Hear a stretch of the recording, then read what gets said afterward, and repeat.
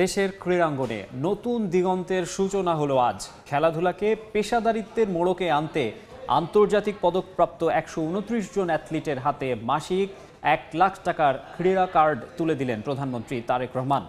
ক্রীড়া হবে পেশা, পরিবার পাবে ভরসা, এই স্লোগানকে সামনে রেখে জাতীয় ক্রীড়াবিদদের মাসিক ভাতার আওতায় আনতেই এই কার্যক্রম হাতে নেয় যুব ও ক্রীড়া মন্ত্রণালয়। প্রাথমিক অবস্থায় ২০২৫ সালের ফেব্রুয়ারি থেকে ২০২৬ পর্যন্ত আন্তর্জাতিক অঙ্গনে পদকজয়ী ক্রীড়াবিদদের মধ্যে এই কার্ড বিতরণ করা হলো। ২১টি ডিসিপ্লিনের ১২৯ জনকে এই ক্রীড়া কার্ড তুলে দেন প্রধানমন্ত্রী। আগামী ৭ দিনের মধ্যে মোট ৫০০ জন ক্রীড়াবিদের হাতে এই কার্ড তুলে দেওয়া হবে বলে জানিয়েছেন ক্রীড়া প্রতিমন্ত্রী আমিনুল হক। এছাড়া ব্যক্তিগত এবং দলীয়ভাবে পদকজয়ী অ্যাথলিটদের বিশেষ অর্থ সম্মাননাও দেওয়া হয় আজ। এ সময় ক্রিকেট, ফুটবলের পাশাপাশি অন্য খেলাগুলোকেও সামনে এগিয়ে নেওয়ার প্রতিশ্রুতি দেন তারেক রহমান। এছাড়া পেশাদার ক্রীড়াবিদদের সক্রিয় রাজনীতিতে অংশ না নিতে আহ্বান জানান প্রধানমন্ত্রী।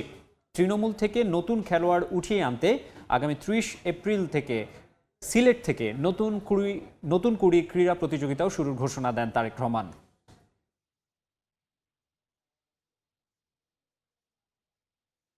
যারা যে খেলায় আনন্দ পাবেন তারা যাতে তাদের পছন্দের সেই খেলাটিকে পেশা হিসাবে গ্রহণ করতে পারেন, সেজন্যই যাতে অর্থনৈতিকভাবে অনিশ্চয়তার মধ্যে না থাকেন, সে লক্ষ্যেই কিন্তু বর্তমান সরকার খেলোয়াড়দেরকে ধারাবাহিকভাবে আমরা যে একটা সুনির্দিষ্ট নীতিমালার ভিত্তিতে আমরা একটা সাম্মানিক কাঠামোর আওতায় আনার কাজটি বাস্তবায়ন আজকে শুরু করেছি।